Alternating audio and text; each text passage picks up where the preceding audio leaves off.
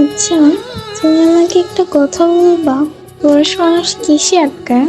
রূপে, গুণে, নাকি মায়ায়? আসলে পুরুষ আটকায় কিসে? এক দেশের এক রাজা ছিল। তার এত এত ধন সম্পত্তি থাকা সত্ত্বেও তার মনে হচ্ছে জীবনে ভালোবাসার অভাব। তার মনে হয় একা একা দিন কাটাতে হচ্ছে। তাই সে আরেক দেশের রাজকন্যাকে বিয়ে করে আনলো। বিয়ে করে আনার পরও তার মনে হচ্ছে জীবনে ভালোবাসার অভাব। তারপর তিনি আরও একটা বিয়ে করলো, কিন্তু তারপরও মনে হচ্ছে জীবনে ভালোবাসার অভাব। ভালোবাসার অভাব মিটাতে গিয়ে একটা না, দুইটা না, তিনটা না, সে 9টা দেশের রাজকন্যাকে বিয়ে করে আনলো। এখন তার 9টা বউ। তারপরও মনে হচ্ছে জীবনে ভালোবাসার অভাব।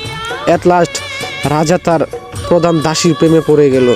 9টা রানী থাকা সত্ত্বেও যখন দাসীর প্রেমে পড়ে গেল, তখন সমাজ এটা কোনোভাবেই মেনে নিল না, এবং তার বউরা তো একেবারেই মেনে নিল না। তার বউরা তাকে প্রশ্ন করলো, কি এমন জিনিস আছে যেটা আমাদের মধ্যে নাই? ওইটা আপনি সামান্য একটা চাকরানির ভিতরে খুঁজে পেয়েছেন। আপনার যদি বউয়ের দরকার হয় তাহলে আপনি অন্য কোনো দেশের রাজার মেয়েকে বিয়ে করে আনবেন, সামান্য একটা দাসীকে আপনি কেন বিয়ে করলেন? তখন রাজা বলল, 9টা রানী থাকা সত্ত্বেও আমি রাজা হয়ে কেন দাসীর প্রেমে পড়লাম?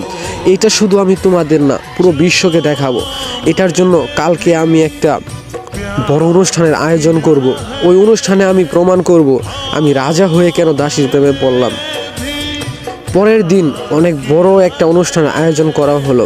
ওই অনুষ্ঠানে 10টা থালা ছিল। ওই 10টা থালা 10 রকমের সম্পদ দিয়ে ভরপুর ছিল। কোনোটাই টাকায়, কোনোটাই সোনা, কোনোটাই রূপা, কোনোটাই হীরা, মুক্তা ইত্যাদি ইত্যাদি দিয়ে ভরপুর ছিল। 10টা থালা ভরপুর করার পর রাজা সবাইকে বলল, 10টা থালায় 10 রকমের সম্পদ আছে। আমার 9 জন বউ এবং আমি যাকে ভালোবাসি, এই টোটাল 10 জন যে যেই থালা সম্পদটি ধরতে পারবে সেই থালার সম্পদ তার হয়ে যাবে।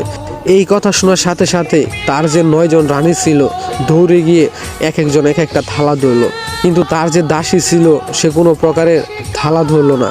তখন রাজা প্রশ্ন করলো তার দাসীকে, কি হলো, তুমি সম্পদ ধরলে না যে? আমি তো বলেই দিয়েছি যেই যেই থালার সম্পদ ধরতে পারবে সেই থালার সম্পদ তার হয়ে যাবে।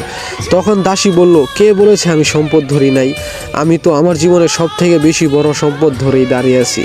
রাজামশাই, আপনি ভালো মতো তাকিয়ে দেখেন, আপনার জামা আমার 2 হাত দিয়ে ধরা। আমি আপনার জামা ধইরাই দাঁড়ায় আছি। আমার কোনো ধন সম্পদ চাই না, আমার শুধু আপনাকে চাই।